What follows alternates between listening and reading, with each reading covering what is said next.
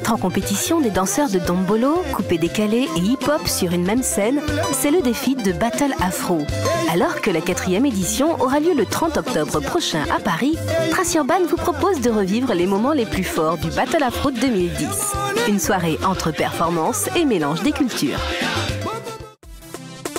Dimanche 31 octobre 2010, dans le 18e arrondissement de Paris. Derrière les portes de la Cigale, c'est l'ébullition. Dans quelques heures, débute la 3e édition du Battle Afro. Sur scène, les artistes répètent une dernière fois leurs pas. En coulisses, les organisateurs préparent les derniers détails de l'événement, un défi constant pour le staff. Les groupes, là, les prestations qui sont là, eux, ils sont vraiment là avec une autre motivation, ils savent où ils sont, donc à nous de se mettre aussi en phase avec ce qu'ils veulent faire et produire. Donc nous, on a un petit peu de pression, mais on sait faire et on va essayer de bien le faire, quoi. Pour bien commencer la soirée, le public a droit à une petite initiation de kuduro et de dombolo. Puis c'est au tour des danseurs en compétition de montrer leur talent. 8 groupes venus de toute la France vont s'affronter. Entre tenues excentriques, chorégraphie énergique et mise en scène théâtrale, ils doivent prouver au public et surtout au jury leur originalité.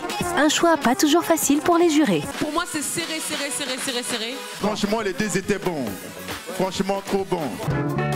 Après des demi-finales disputées, la finale a opposé 2 équipes marseillaises, les Faya Zulu et les Boucan Stylé.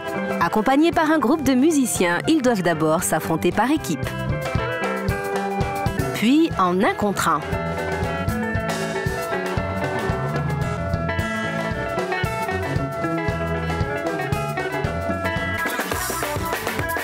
Au terme d'un match indécis, les jurés les font remonter sur scène pour les départager.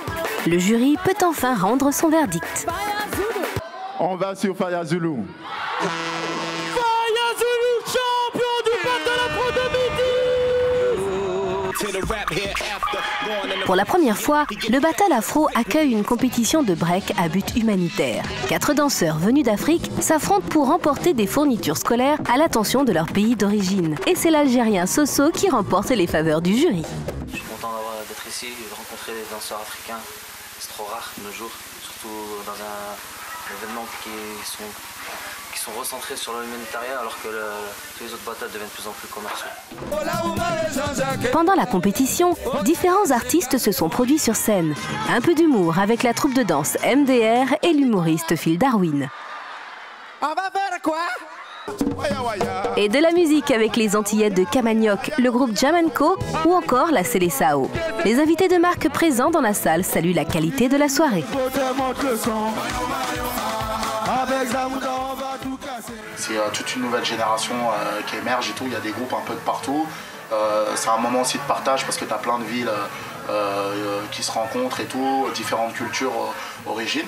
Surtout c'est même une culture où vraiment, on dit africaine mais c'est plus Europe parce que j'ai vu des belles blanches qui dansaient mieux que moi déjà. L'édition 2011 du Battle Afro aura lieu le 30 octobre prochain et sera parrainée par Benji des Nègres Marrons. Une nouvelle soirée qui promet de grandes sensations de danse et de musique au public de la Cigale.